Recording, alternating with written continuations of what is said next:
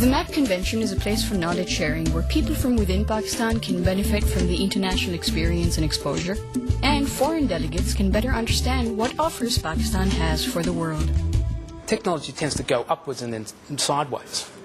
So an investment in agriculture would not mean that you would miss out on all of your ERP solutions and so on. You would most likely have out of an agricultural vertical state-of-the-art technologies like remote sensing, data management would push through your comms industry. Then you'd have your biotech and everything else like that. Now, three things in there very quickly that advantage your telecoms market and your IT market. So all of the devices and applications. You look at advanced technologies for agribusiness, it's all the basic tools that are there. So our theory is that's where you go, that's where you build your strength, and the peripherals and the devices that you need spin off of that naturally, and they spin off at a much higher rate. If a company like Oracle, which is very much a revenue focused and shareholder wealth focused organization, and is investing in countries like Pakistan, for example, or India, or China, or Mexico, then there's got to be business benefit in it as well. I'm very impressed by some of the businesses that have been set up and the level of organization and the degree of interest that people have in issues like human resource development and the like, entrepreneurship. And so I think there's a lot of good positive momentum. Obviously, a lot of that has to be translated into action and results. But at least the psychological willingness to move forward is there. Despite the good things that are happening, goodwill ambassadors face a lot of resistance when they invite people into Pakistan.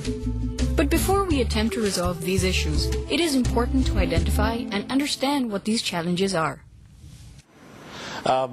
First and foremost is the perception that is built about Pakistan. So that is the sort of first resistance that you get, and the second resistance comes out because of sheer lack of information that is coming to them. So like an information blackout that exists in their quarters. We Pakistanis keep ourselves informed because of our affiliation to Pakistan. But those people, they rely on other sources of information. It's either their network, their social network, or their professional networks, or they rely on the news sources that they subscribe to. And in some of the cases where we meet those people, by and large, their networks have not yet received this positive information on Pakistan. So that's one of the biggest things that you run into. And for this particular event, when we were going around to many of the businesses or their executives, there was that degree of reluctance. I mean, we did approach companies who are conglomerates in China, although there are quite a few Chinese companies already operating in Pakistan. However, these other Hong Kong listed companies who are operating in China, there was a degree of reluctance. So that uniformity of comfort with Pakistan is not there. It's very frustrating for people like us who are looking to get more investment into Pakistan and who are working for companies that we respect and cherish and believe in.